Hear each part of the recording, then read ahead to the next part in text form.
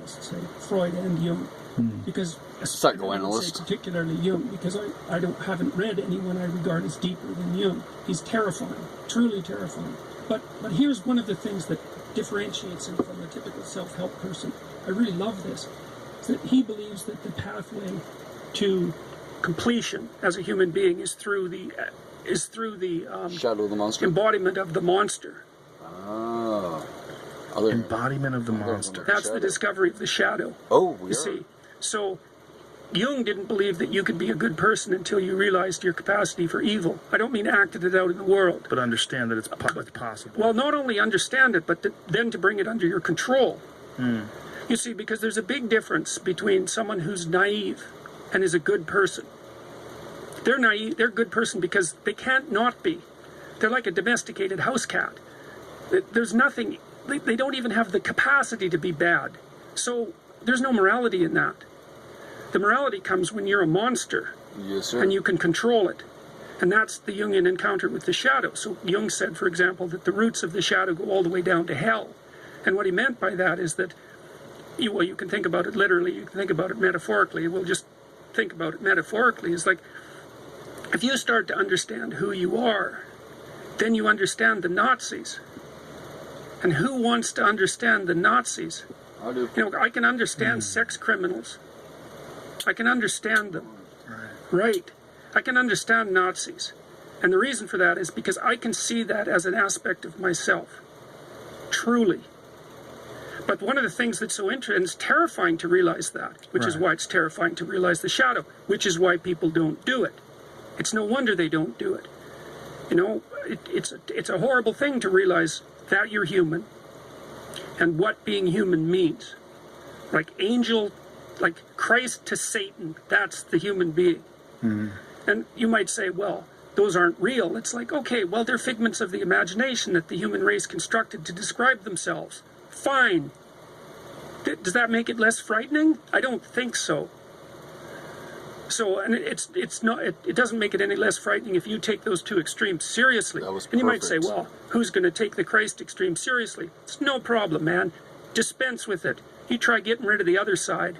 See how you do with that. That was awesome. So, Jung's idea that you find so compelling was essentially that one has to understand their potential for horrific behavior, that it almost exists in all of us, that it's a facet of just the human experience.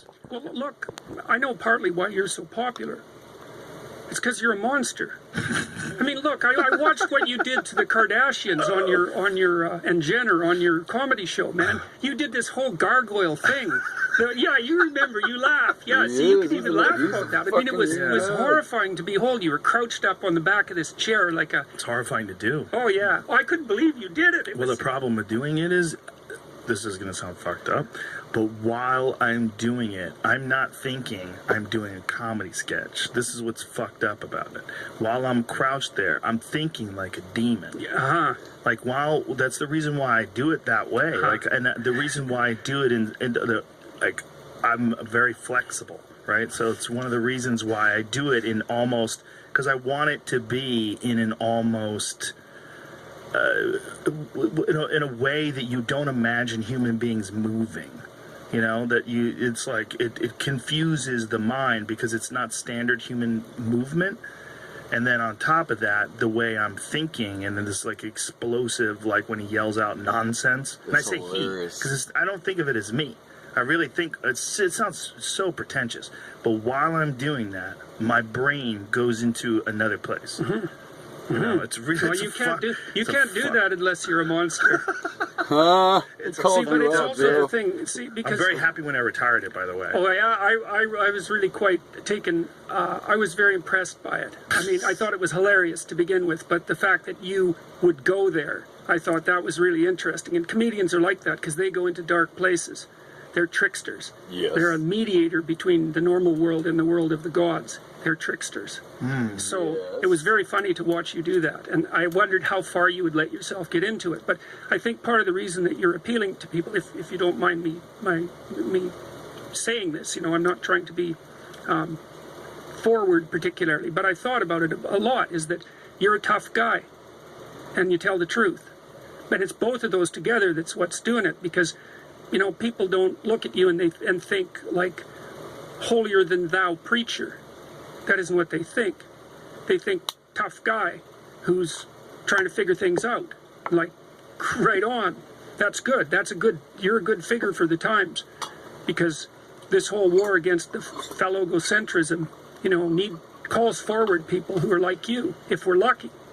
And those are guys who have this warrior end, because, you know, you're a fighter. So, if you're going to be a fighter, you have to want to win. And you have to want to hurt people. I mean, not for the sake of hurting them. That's what makes you different than an evil person. But you have to have that capacity. You have to develop that. And, you know, that's the step on the way to enlightenment, weirdly enough, because that isn't what people think. Well, I definitely think that truth is a valuable commodity in this very bizarre time. And I think that's also one of the reasons why you're very popular, is that you have stuck your neck out in a world that does not encourage it, nor academia. Not only does it not encourage it, it encourages the exact opposite. It encourages you to stick your head, you know, in the books, and just to in some way, shape, or form go with the tide. Believe the whichever bullshit. way it is, and you know, get your tenure. Believe the bullshit. Just Say it. Yeah, well, it's intellectual pride. Yeah. You know, but I don't consider myself an intellectual precisely. What do you consider yourself? What is an intellectual if you're not? Yeah, he's a fucking Harvard professor. Well, the thing, see, because my professor. ideas aren't disembodied. I act them out. But to So be it an kind of makes me a intellectual, romantic in some sense. Well, I don't live in my head exactly. and an I do to intellectual, some degree, but what does an intellectual do then? You see, do you think of it as a pejorative? When you think of the term intellectual, do you think of it as a limited person? well, it's a funny thing. In this book called Thus Spake good question there, Zarathustra, Joe. Nietzsche has Intellectual, what is his Zarathustra come down from a mountaintop after being enlightened, and he sees this. He goes into the public square, and there's this little tiny being there, like an inch high, and it has a gigantic ear on it, and it's talking, and people are gathered around listening. And that was sort of Nietzsche's metaphor for an intellectual. It's like mostly little, except maybe the rational faculty or something like that, expanded to monstrous dimensions, unbalanced in that manner, and prone to become the subject of totalitarian ideology. That's the worship of the rational mind that the Catholic Church always warned against. You know, it's not like the Catholic Church. Of course, I have to say this. I won't even say it. But you don't need to. No, Everyone- that's right. That's right. So, but the point is, they had a warning, and the warning was that the rational mind liked to fall in love with its own creations. Catholic Church. Right. So the term intellectual, the problem is that it identifies one aspect, and it sort of defines one aspect of behavior and thinking. Only one. Yeah, it's the intellect. It's not a Well, what balance. happens is it's like the intellect is raised to the status of highest God. That's the right way to think. See, the God idea. Here's another way of thinking about it. That's quite cool. I learned this from Jung, and you can take it for what it's worth. The highest ideal that a person holds, consciously or unconsciously, that's their God. It functions in precisely that manner. And people might say, "Well, I don't believe in God." It's like, well, it depends on what you mean. Right. Like, and I'm not being foolish about that. It's like we're very complicated creatures, and we're run by all sorts of very strange things down there in the unconscious, you know. And the Greeks thought we were the playthings of the gods because we serve lust, we serve thirst, we serve hunger, we serve rage, you know, and those things all transcend us. So that's why they were gods. You know, rage, that's the war god. Well, why is it a god? Well, it exists forever. It exists in all people. It takes them over and directs their behavior. It's a god. Well, you can quibble about the details. No, it's not a god. Okay, fine. It's a psychological force. Right. Do people get too hung up on that one word? Well, they don't really. We have to think about it functionally to some degree. We have to think about what that idea means. We've had that idea forever. It isn't just some superstition. Jesus, we've got to be more sophisticated than that, man. Right. You know, and that's partly, well, this is partly what I think is unfortunate about the new atheists, let's say, is they don't take the damn problem seriously. They think, well, Christianity, that's just a bunch of superstition. It's like, really? No. Sorry. That's just not deep enough, man. So what it really is the accounts of people trying to work out the issues of being a human. Let me give you another example. This is so cool. This is so cool. It's Northrop Frye, who was a biblical scholar at the University of Toronto. This was one of his elucidations of the structure of the Bible. So the Bible's actually a story, and which is weird because it's a whole bunch of different books written by a whole bunch of different people, edited kind of willy-nilly over thousands of years, and then assembled, by committee. It's a really strange book, but it has a narrative structure. So, and that sort of emerged as a collective decision across these thousands of years. So, it flip-flops all over the Old fucking Testament, place. here's the rough story in the Old Testament. Israel is sort of a middle power, and it rises to power. So, and domination. And then a prophet arises and says, look, you guys, you're all successful now. You're starting to get corrupt. You're not paying attention to the widows and children. You're not running your state according to the superordinate principle. Imagine that. You might say, well, the superordinate principle doesn't exist. It's like, okay, keep running it that way and see what the hell happens. That's what the prophet says, usually at the risk of his life. He says that to the king. It's like, fine, you don't believe in God, you don't believe in the superordinate principle, let's say that, the superordinate ethical principle, no problem. Keep doing what you're doing. Let's see what happens.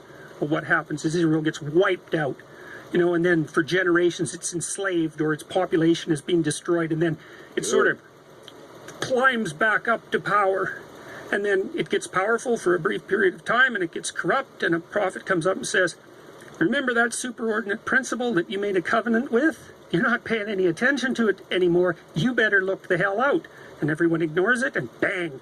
So it's order, corruption, chaos. Order, corruption, chaos. That happens 6 times now. So there's an idea behind it. The idea, because the state keeps rising, there's an idea that emerges out of that the aim is the perfect state. That's a utopian dream that arises out of that, let's call it, learned process over thousands of years. If we could only get the state perfect, if we could only get the state of perfect, well, let's say like the state of Israel, or the Russian state, the communist state, if we could only bring utopia in at the political level, our problems would be solved. Well, then what happens is there's a transition in conceptualization, and that happens with the New Testament. And the New Testament conceptualization is, wait a minute, the state isn't salvation. The individual is salvation. State is nothing to the people. Now you say, well, we're going to just throw that out, are we? That was a hell of a discovery, man. Control your life. And then there's more to it. It's not only is the individual salvation. Your life if you allow it. It's the truthful individual that's salvation. You think of how difficult a concept like that is to develop. If there's anything less self-evident than that. Because you think, well, who's going to run the dominance hierarchy? It's like the biggest bloody monster with a club. It's like, no, it turns out those are unstable. Those societies are unstable. They don't work. They collapse into chaos. They get corrupt. They lose sight of the superordinate principle, whatever that is. The stable solution is the individual that tells the truth. And it's taken us forever to figure that out. And that's partly what the postmodernists are after. That's their anti-phallogocentrism. That's why they skitter off and hide in their ideology. They're afraid to come out. They're afraid to be seen. They're afraid to speak because they have nothing to say. So we have to get sophisticated about this stuff, or we're going to throw it away without understanding it. It's unbelievable. Like that story is, it's the story upon Western civilization. It's the story upon which Western civilization is founded. That's why Nietzsche said when God was dead that everything would collapse into chaos. He didn't say that triumphantly. He knew what was going to happen. So did Dostoevsky. That's why I admire those people so much. They knew what was coming. So what I've been trying to do, and I've been guided in large